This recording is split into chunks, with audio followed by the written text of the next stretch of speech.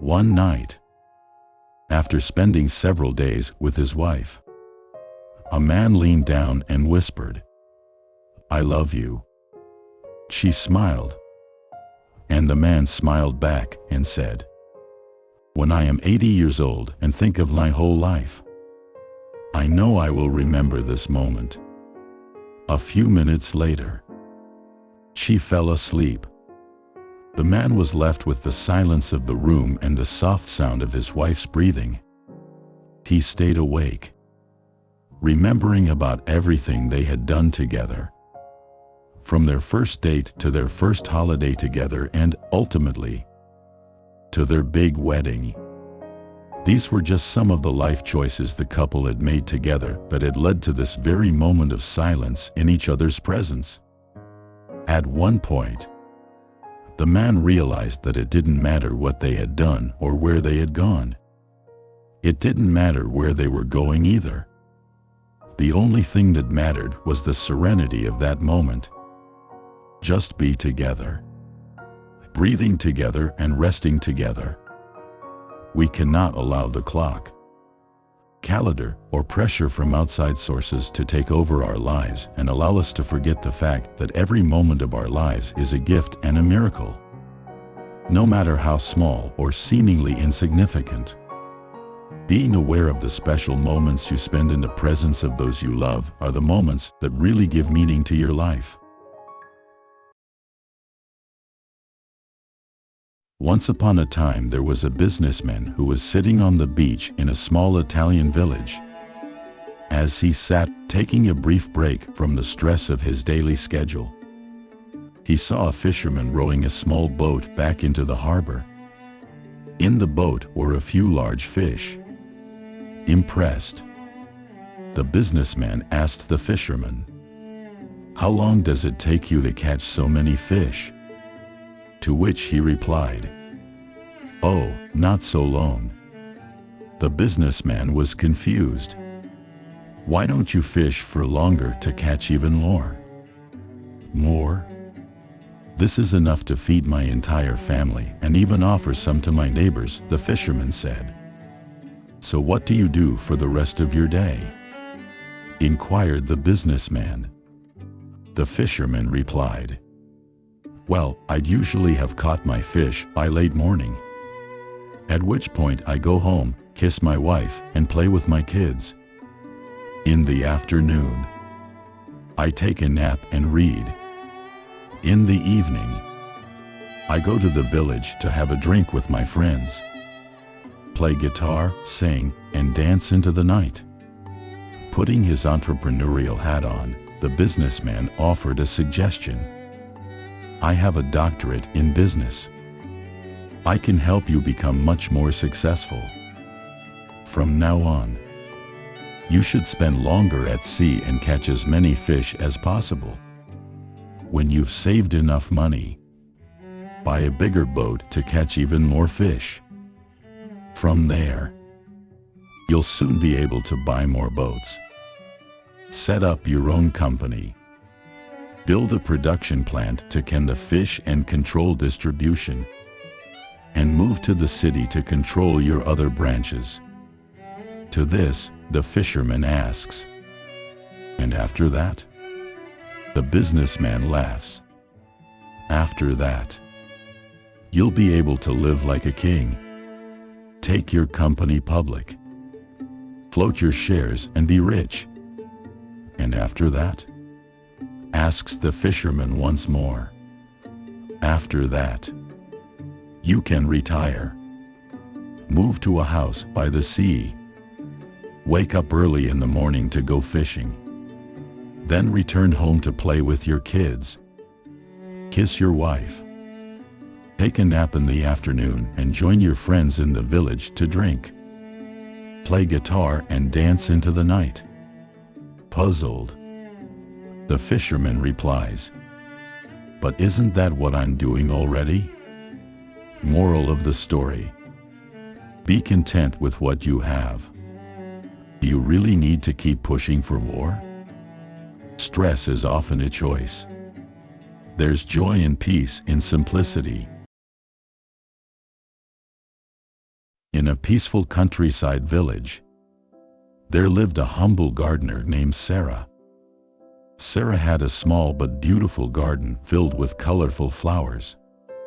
She tended to her garden with love and care, and it brought her immense joy. One sunny morning, a traveler passing through the village noticed Sarah's garden and approached her. "Your garden is lovely," the traveler exclaimed. "But imagine how much more beautiful it could be if you planted even more flowers and expanded it." Sarah smiled and replied, "Thank you for your suggestion, but I find great happiness in the garden I have. It brings me peace and serenity." The traveler insisted, "But with a larger garden, you could sell more flowers and make a fortune."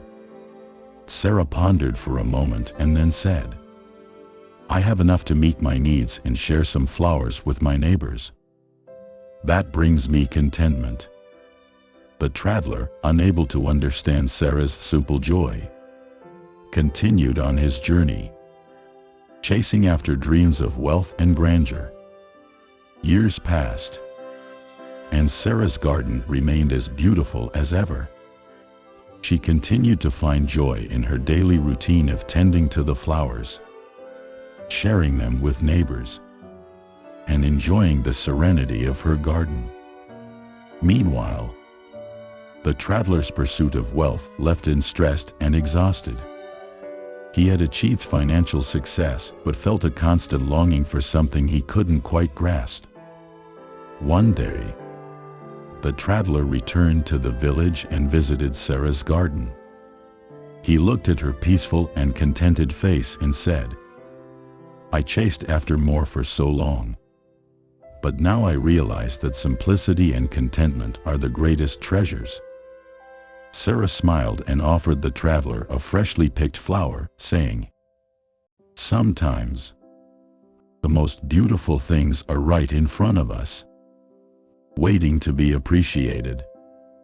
Moral of the story: true happiness often lies in simplicity and contentment. It's important to appreciate the beauty in what we have and not constantly chase after more, as stress and restlessness may be the only rewards of such pursuits. On a clear, starry night, Lily and her grandfather, Samuel, decided to camp out in their backyard. They set up a cozy little tent and lay side by side, gazing up at the vast canvas of the night sky. As they watched the twinkling stars above, Lily turned to her grandfather and asked, "Grandpa, why do stars shine so brightly?" Samuel smiled and began to tell her a story. "Well, a long time ago, in a faraway village, there was a young girl named Stella. Stella loved to dance more than anything in the world, but she was shy and only danced in the privacy of her room." Lily listened intently as her grandfather continued. One night, Stella was out in her backyard, feeling sad and wishing she could share her dance with the world. She looked up at the stars and whispered, "I wish I could shine as brightly as you, so everyone could see my dance." Samuel paused, and they both looked up at the stars, their imagination painting stories across the night sky. Right at that moment, Samuel continued, "Something incredible happened. One of the stars shot across the sky like a brilliant streak of light." Stella gasped in amazement, and she felt a warmth spreading through her heart. Lily's eyes sparkled as she imagined the scene. "What happened next, Grandpa?" "Well," Samuel said, "Stella realized that the shooting star had granted her wish. From that day on, whenever she danced, her heart would shine as brightly as the stars in the night sky. People from all around came to watch her dance, and her light filled their hearts with joy." Lily smiled and snuggled closer to her grandfather. "I love that story, Grandpa. You see, Lily, just like the stars, we all have something unique that makes us shine. It might not always be visible, but it's there, deep inside us." Lily closed her eyes, feeling the warmth of the moment. She whispered, "I'm glad you're my grandpa, and I hope I can shine like a star one day." Samuel kissed her forehead and whispered back, "You already do, my dear, in your own special way. You light up my world every day." Moral of the story: sometimes the most meaningful and beautiful moments in life happen in the simplest of settings, under the starry embrace of loved ones. In a small village, there lived two friends named Sarah and Ella. They had been inseparable since childhood and shared everything.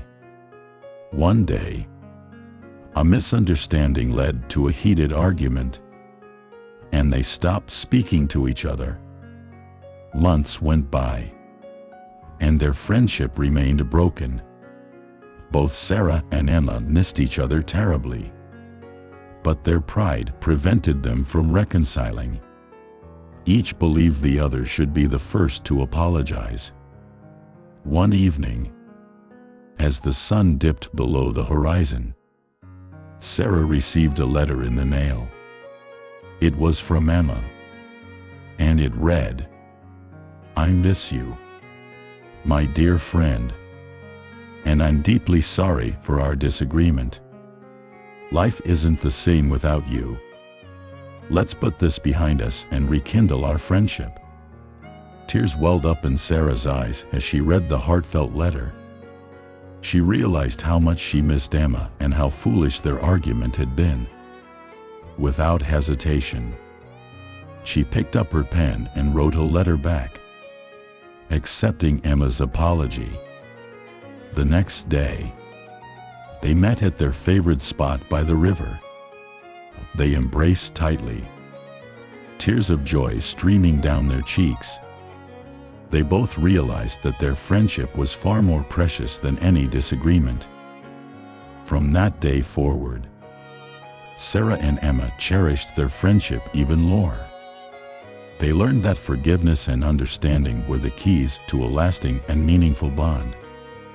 Their love for each other grew stronger, and they promised never to let misunderstandings come between them again.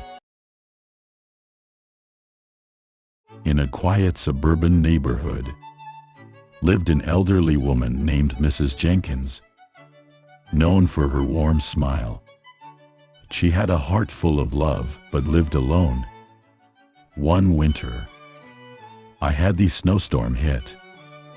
Mrs. Jenkins, unable to stay indoors, grabbed her snow shovel and cleared her neighbors' sidewalks, selflessly helping them. Word spread, inspiring neighbors to join her. They worked together, ensuring everyone was safe. As the snow melted, the neighborhood became a place where people cared for one another, just as Mrs. Jenkins had cared for them. Moral of the story: a single act of kindness can inspire a community to create a caring environment. In a bustling city, lived a young woman named Amber, a working student. She aspired to become a doctor but faced daunting challenges.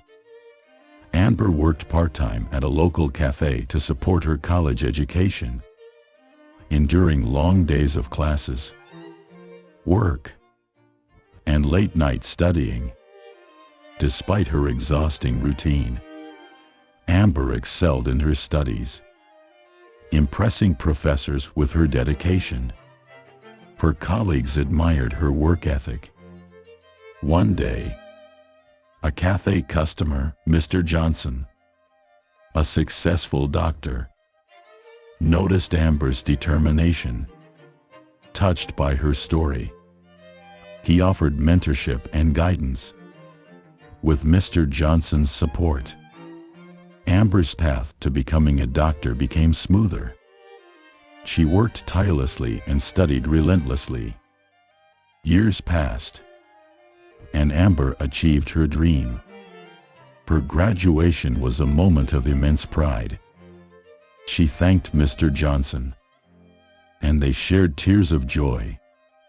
Amber's journey inspired her community, especially working students, proving that determination, hard work, and mentorship could make dreams come true. If you find value in this content, please like, share, and follow.